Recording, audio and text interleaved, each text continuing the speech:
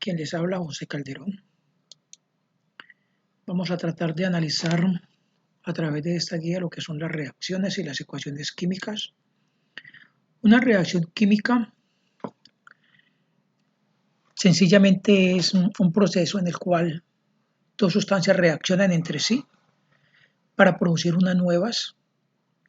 En el ejemplo que tenemos en la pantalla, el oxígeno en su forma gaseosa reacciona con el hidrógeno también en su forma gaseosa.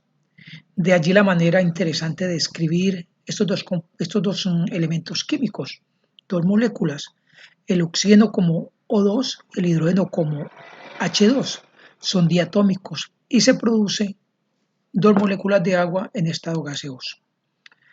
Dentro de la clasificación de las reacciones químicas, vemos en la pantalla de que hay unas reacciones, son 5 reacciones que nos están ejemplificando un tipo de reacción que recibe el nombre de síntesis. Dos elementos se combinan y aparece una estructura, una fórmula condensada, digámosle así.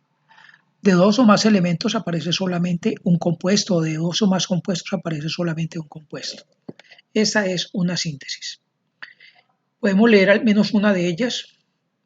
El caso de el hierro, que se combina en estado sólido con el cloro en su forma gaseosa para producir cloruro férrico en estado sólido.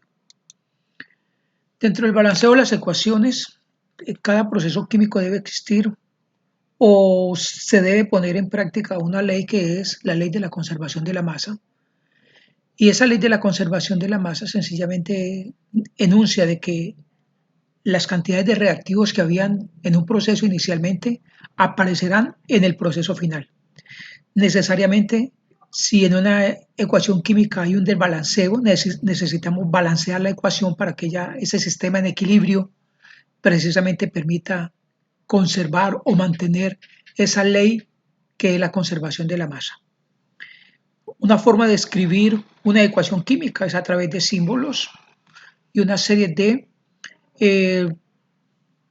más, flechas y símbolos y paréntesis para indicarnos lo que es la taquigrafía de una reacción química.